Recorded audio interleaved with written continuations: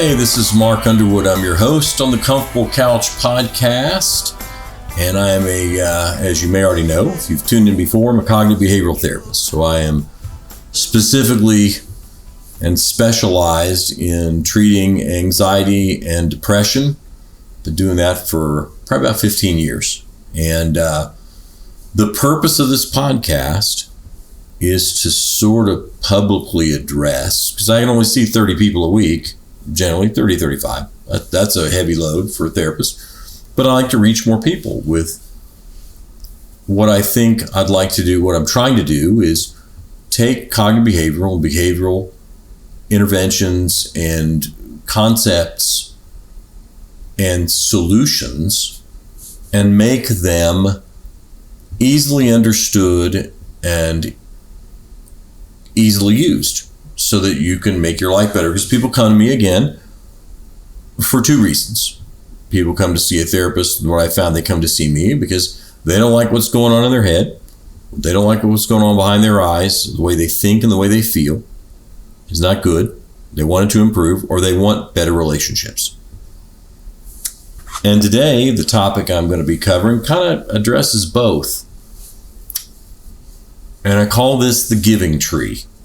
Now, I've been using this term for a couple of years in sessions with people. And I didn't realize there was a children's book that I had read probably 35 years ago. I probably read it in college. That kind of covers this. So a little controversial book by Shel Silverstein, and I'm going to cover that too. But here's where I want to start. What I think makes a good therapist is this.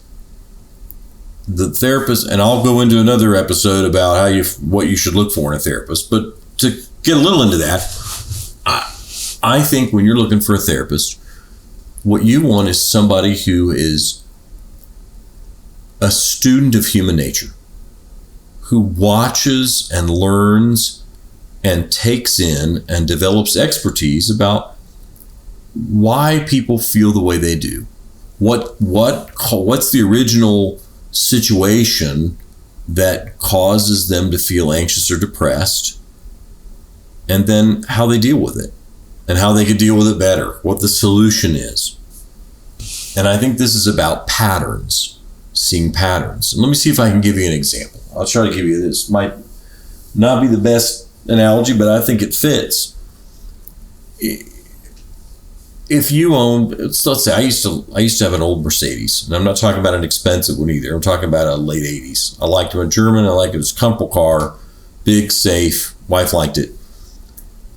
When I took that car to get it fixed, I took it to somebody who specialized in working on Mercedes. And what I was trusting him to do, and what he did know is he, by experience, he had worked on, it was a 300E. May or may not mean anything to you, but four-door Mercedes, kind of a sedan. He knew those cars backwards and forwards. And the very first thing he asked me when I came to him, he goes, "Hey, has the condenser been done on this car?"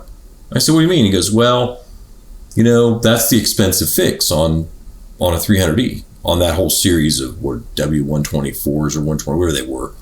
He said, "Yeah, because they put the condenser back on the firewall. You have to take the whole dash out to get to the condenser." And I went, no, I don't think so. I didn't see that in the maintenance records. He's like, "Well, that's a $2,500 fix. Because when you take that thing apart, you got to number everything." Because I've done 75 or 80 of them, so I don't have to number everything. It goes a little quicker. But that's a job where you have to disassemble the whole dash if it's the condenser. Now, he knew that. He knew that because he'd been working on those cars. He knew he had expertise, not from reading books, not from going to seminars. You could learn something from that, which I think is parallel to what I'm talking about with therapists. But the reason he was good is he worked on the cars and he paid attention and he knew patterns. So at one point I had a slip in transmission in this car. And I went, "Oh, geez, that's going to be a $3,000 rebuild, 3 or 4. I called him. He said, "No, I'm not so sure. What'd you bring it in?" He said, "There's a little switch or a module underneath where your left foot goes on the driver's side, like where the old cars where you push the little button to make the brights come on." He said, "You lift up there's something under there. It could be a really inexpensive fix." I went in and it ended up being less than $100. Never had a slip with that transmission. I sold it to a buddy. He still got the car. It's been 20 some years. He still got it. But he knew when I told him that transition, he knew the options. He knew that car backwards and forwards. And so this is what I think you're looking for.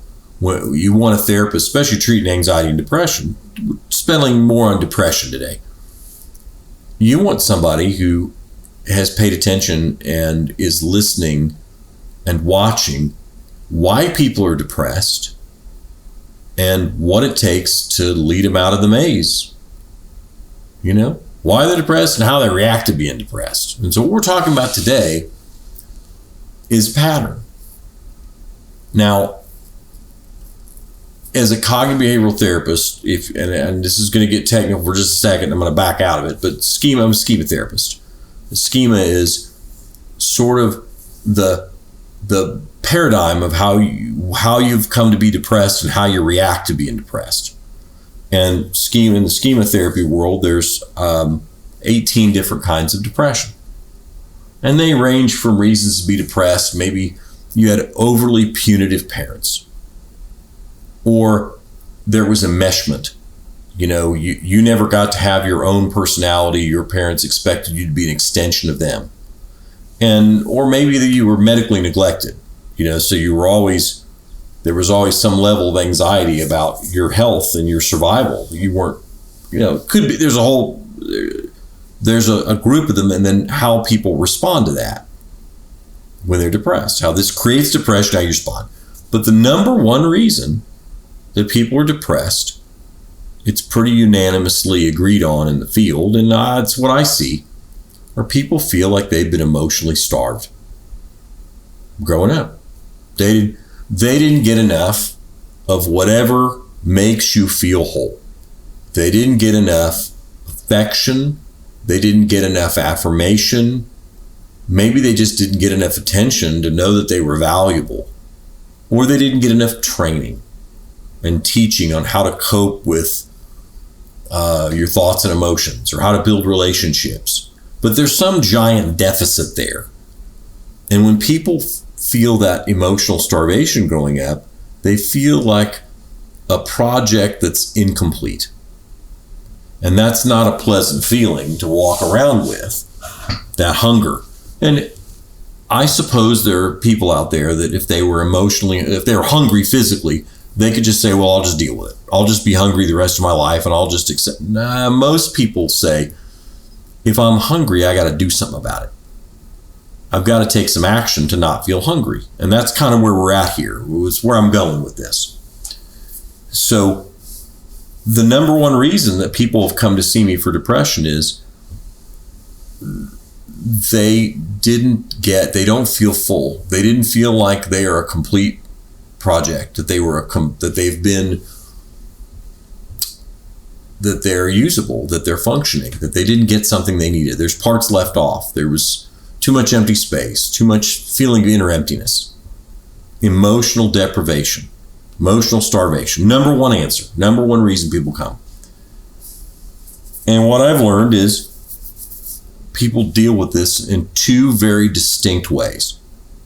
Now, when you're a kid, you just keep going back to your parents and trying to get what you need. Generally, that's what people do. Or they reach some point of acceptance and say, okay, that's done. I'm not getting anything. I'm just going to get yelled at, or I'm going to get rejected, or I'm going to get something toxic. But by the time you start to grow up, you get to be teens, well, one, you hit puberty and you can get something from you're interested in the opposite sex. So you can get interactions and get attention and affection from the opposite sex. And as you get older, your social circle widens. You're a teenager, all of a sudden you've met more people in the adult world. There are more resources. And what I found is that when people hit that adult age, 18, 19, 20, whenever they're kind of on their own, if they feel this emotional deprivation, there's two ways they go. And I'll liken this to driving down, because I've done this trip many times. You're driving down I-75 heading for Atlanta. And nobody wants to drive through Atlanta in rush hour. So you either take the east bypass or the west bypass. 75 east, 75 west bypass, one or the other. And that's my analogy for what people do. They either, if they go take the east bypass, here's what they do to address their inner emptiness. They ramp up being a consumer. They essentially embrace a child's view of the world, which says, I'm going to consume everything I can that's pleasurable to feel full. And these people that get off on the east bypass, you've met them, that it's drugs, alcohol, sex, whatever chemical, whatever thing they can do to feel good, and they use people. They take as many favors as they can get. They call you with their problems. They are very dependent consumers, and they are out to get whatever they can get. And like a kid, they usually don't have much conscience about it. Probably most of the people I've met that are like this, and again, they don't come see me. People that take this east bypass, they don't come see a therapist because they're not trying to fix it. They might get drug into my office. I've had a few of these people come in on probation. The court's ordered them to see me, or some poor soul that's trying to have a relationship with them drags them in, but they don't stay long.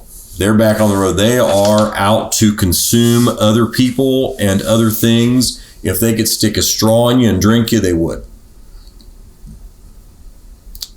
Now, the other group of people is who I'm talking about today. They hit that adult age and they said, look, I don't want to be that person. Or maybe they start down that road. Yeah, it doesn't feel good. I don't want to do drugs, alcohol, sex, use other people, be a mooch, a consumer. I want to do this. I don't want to be that person. I want to be a different person. And I've still got this empty feeling in my stomach. I still have this feeling, this depressing feeling that I'm not whole. But I want to find a way to deal with this and do it in the most noble way possible. And here's what people do. This is where the giving tree comes in. Now in the book, it's a relationship between an apple tree and a kid. And the kid grows up and he uses the tree in every way possible. And at the end of the book, he takes the fruit, he chops it down, he builds a house. So what he uses the tree, and it's been 30 some years since I read the book. But in the end, he's old and tired and he just wants a place to sit down. So he sits on the stump. And the tree is happy. And I mean, this book has been ripped as a terrible example of the little boy has no appreciation for the tree, never gives anything back, and he doesn't love the tree, he just uses it, and when it's done, it's done, and it's not a happy ending. And I kind of agree with that interpretation. But here's what I see people do, that they become the giving tree. Here's what they say. They say, look, I don't want to be those folks that get off on the other exit on the 75 East bypass. I want to do this other thing. I want to be good. I want to be a giver. I want to be the person that loves other people, that's there. I want to be the person that they can call when they have a problem, when they want to talk about their relationship problems, or when they've had a bad day. I want to be the friend that everybody wants. I want to be the friend I wish I had. I'm going to be a giver and a lover and just make people's lives better. And I'm going to give to other people all the things that I wish I would have gotten growing up. And this tactic will do two things for me, I believe, if I'm the giving tree. If I open up my grove and let anyone who wants to come in take whatever, as much fruit as they need off my tree. One, I'll feel good that I'm a giver because it feels good to give to other people and make them happy. So I'll improve my own self-esteem. But besides that, I expect that what people are going to do, these people that I let have unconditional access to my fruit, they're going to eat that fruit and they're going to say, this fruit's good. And you gave me your fruit, so let me give you my fruit. You gave me oranges, I'll give you apples. And so I'll build relationships and I'll give to them and I'll fill up their empty spots, their empty hole inside them, and they'll do it to me. And I'll fill up that way. I will not only I'll get three things. One, I'll feel good about how I'm dealing with my depression. But two, I'll feel better about myself. I'll prove that I'm a good person and that I'm worthy of being given to because I'm giving to other people. I'm being a decent human being. I'm being a loving human being. I'm being a resource for other people. And two, they're going to give back to me. And then I'm going to fill up. I'm going to feel complete. I'm going to build up, and I'm going to be able to say, okay, now I'm whole. And I cannot tell you how many people I've seen do this to become the giving tree. And I have yet to see it work one single time. Not once in the last 15 years. I've seen, again, but let me tell you, if you know anybody who's the giving tree, or you are that person who's the giving tree, I got all the time in the world for you. If you're the giving, I got all the time in the world for those people. I got no time and no interest in people who are on that east bypass and suck the marrow out of other people's bones. I got no use for overgrown children who consume, feckless consumers is what I call them. That's my little name, feckless. They just take without conscience. They got no self-awareness. They're just users and consume. I got no time for them, but I got all the time in the world for the person who decides to go off the other exit, to go to the 75 West bypass and wants to be a good person. I got all the time in the world for them. So if that's you, I want to tell you, I appreciate the fact that you're trying to handle this depressive stuff, this inner emptiness in the most honorable and noble way possible. But here's why it doesn't work, and it never works.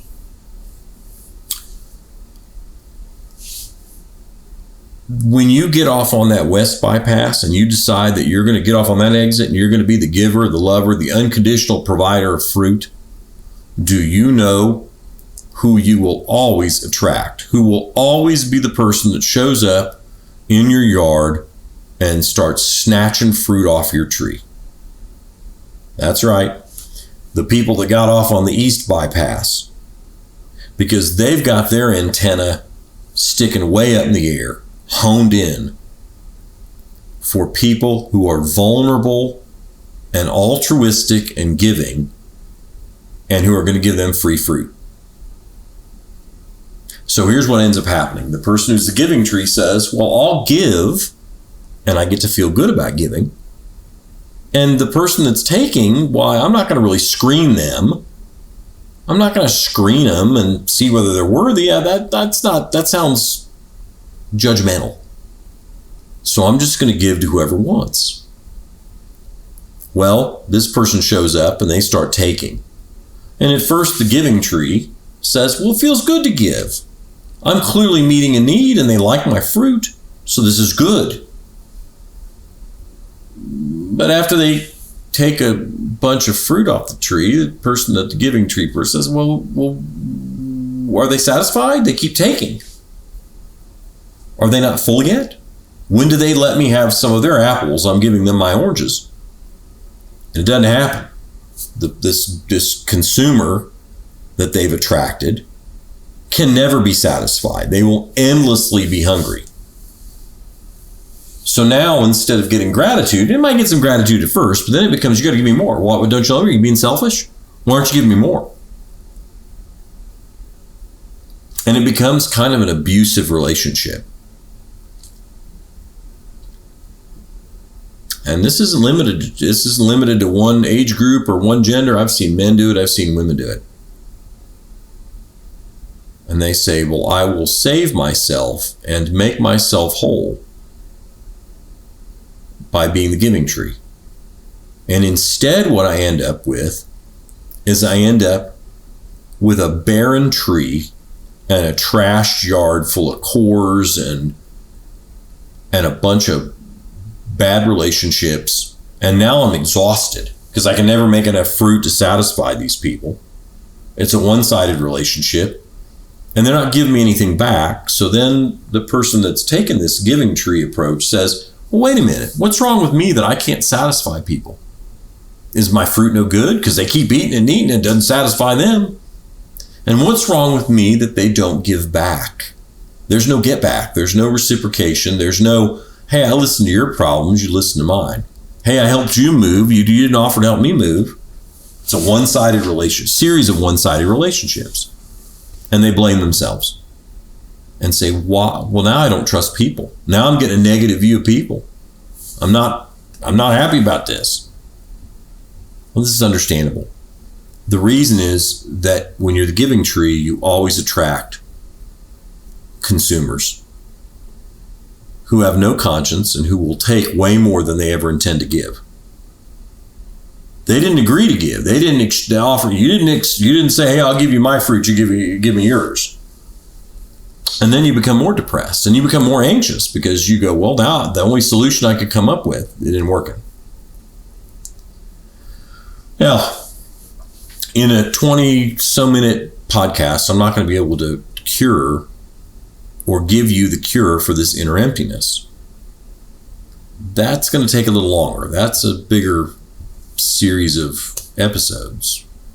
But I can tell you what I want you to do. If you've fallen into this trap of being the unconditional giver of fruit, and you've had your branches just raided and stripped bare, and you were exhausted, and you want to know why in the world this happened. Well, you didn't do anything wrong. You just made a mistake. You didn't realize that you were automatically, when you broadcast being a giver, you're going to attract the wrong person. And here's why. The people that you want to attract are going to recognize that you're the giving tree, and they're not going to interact with you. Let me see if I can make this sense to you. The people that are healthy and that are capable of reciprocating, that are capable of having a fair relationship, are usually not folks that are starving emotionally. And so when they see you broadcast, "Hey, come into my yard and take all the fruit you want," they go, "Well, I don't need that much fruit. I need a couple pieces. I don't need bushels full. I don't feel empty. I don't feel like you do." And they become wary. They become wary because they say to themselves, "Wait a minute. I think this person is giving me all this fruit because they want all of my fruit back. They want this. They're willing to give me 10 bushels of oranges, but they want 10 bushels of apples. I don't need 10 bushels of oranges. And I don't want to give 10 bushels of apples. I'll trade you half a bushel for half a bushel." Well, the person who's the giving tree needs more than that. And they recognize this. They can see your neediness, your inner emptiness, and they avoid interacting with you. Not because they don't like you, not because they don't see you as having value, but because they don't want to get stuck in this kind of intense relationship. And I've experienced this. I've experienced it personally with friends. I'm not the giving tree, by the way. I'm very stingy about who I give my fruit to. And I make sure that if you take fruit from me once and don't offer anything back, you might get me twice. You're never going to get me 3 times, because here's the problem. When you're the giving tree and you give without unconditionally and let people gorge on you, you're not doing them any good. A one-sided relationship is a child-parent relationship. This is my standard motto that I say all the time to parents. Listen, let's get straight about kids and who they are. Children are consumers because that's who they are and that's what they do. Children are always consumers because that's what they will always do and that's who they always are. They consume. They might give you a hug and a kiss if you give them a box of candy bars, but they're not looking at you as someone to have a fair transaction with. My kids don't. I like my kids. My kids are okay. I got a 29-year-old. He'll be 30 probably by the time I get this published. He's coming up 30 this week, actually. And I got a 16-year-old who'll be 17 in a couple months. Well, they don't see me as my son. My son's pretty fair. I mean, he's pretty good. I have a lot of respect for he handles relationships, I think, in a very above board way. But my kids, when they were young, they didn't worry about I was a vending machine, right? So when you treat a 30-year-old like that and you just give and give and give to them, you are promoting very destructive, narcissistic behavior And in an adult, you're basically giving them permission to be a kid. You're not making them any better. They're not getting anything out of gorging on that fruit. They're just getting gratification. You're not healing them. They're not getting better. I've never seen it work that way. So here's what I want you to do. I want you to fence in your yard. And I want your tree to heal. It'll grow back. Fruit will grow back. You're going to be exhausted. You're going to be frustrated. But I want you to fence off your yard and stop letting people abuse you and consume all your fruit. Don't be like the little boy in the story. Let that little boy use and abuse you and leave you as a stump to be sat on when you're withered and old, and that he is too. That's not a good end. The goal is to figure out how to fill that emptiness. And all I'm saying is you're not going to fill it by you'll get some gratification here and there, but you will not solve the problem of being depressed and being emotionally deprived, being emotionally starved. That's not the way it's going to work. So I want you to build a fence around your yard, and I want you to start valuing your fruit. Now, I'm going to be arguing with you because most likely you're going to say, but I don't want to be that person that's judgmental and decides who gets the fruit. Well, you have to be. You have to develop some self-protection, and that's a big part of learning to not be depressed, is protecting oneself. Most people are depressed because they've never learned to protect their yard and their tree and their fruit. Second is, I want you to understand that this is not something you've done wrong. Your fruit was fine. It's not that your fruit was defective, that the reason people consumed you and didn't give anything back. Your fruit was good. And it should be valued. It should have a price tag attached to it. If people want your fruit, they should willingly offer their fruit. That's a friendship. That's a romantic relationship. People have a natural belief in fairness and a natural desire for fairness. It's what they want. That's what they need. It's not unfair. It ends up it doesn't work. Relationships don't work unless they're close to fair. Real close. They can be a little offside, just a little off, but not much. People don't tolerate that. And I want you to acknowledge that being the giving tree was a noble attempt to deal with this inner emptiness, but it's not the solution. And I want you to protect your fruit, let your fruit grow. And I want you to look for a different option. And I'll get into it, and we'll cover it in episodes to come about how to build healthy self-esteem and how to deal with this inner emptiness. But I want to stop the bleeding. Put a tourniquet on.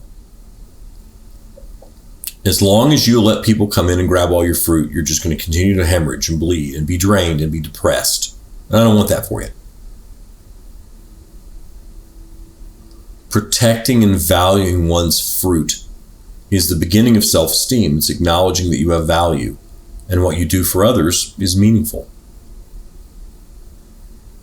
And I'm valuing your fruit, and I'm telling you to value it too.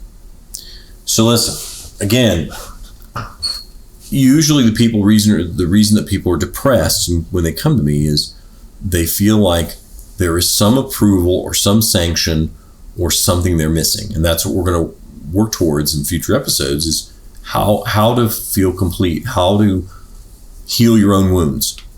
You're not going to be healed by someone else. When people come to me and want me to treat depression, it's not as though I lay my hands on them or I do some magic hoodoo or do some cognitive behavioral spell and I give them something and they go away. No. I teach skills for how to develop within oneself self-esteem. So protect your fruit, build a fence, and don't allow people to abuse you. That's step number one. Now, again, in the future, we're going to deal with since I treat depression, and that's my wheelhouse, and that's what I specialize in. That's what I'm going to be addressing in these series of podcasts. Ways to build self-esteem and ways to develop a better world behind your eyes, the world you live in, your inner thoughts when you're alone. That's the goal. Now listen, let me conclude this episode by saying, again, I'm doing this so that I can reach a wider group of people. When I was in private practice, I could see 35 people a week, and that's about as many people as I'm going to be able to see. I've been in MFLAC before. That's what I'll be able to see on the base. And that's not, I'd like to reach a wider audience. So this is more, I want to give something. Not in this to make money, but if you want to get my book off Amazon, it's Toxic Words, 20 Things You Never Say to Yourself.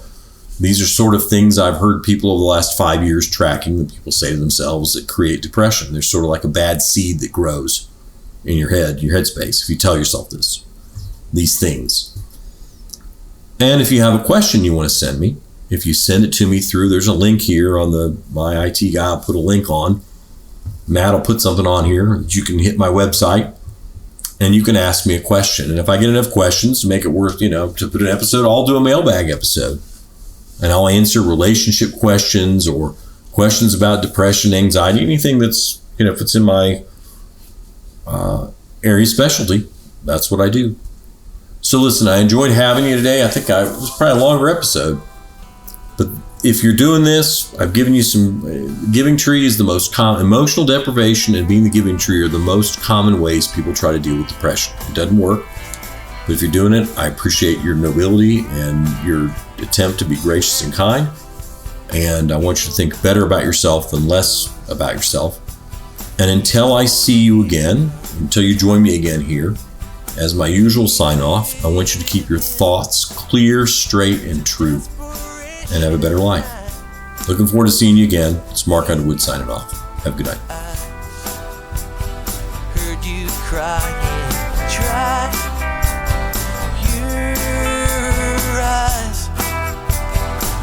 Stop trying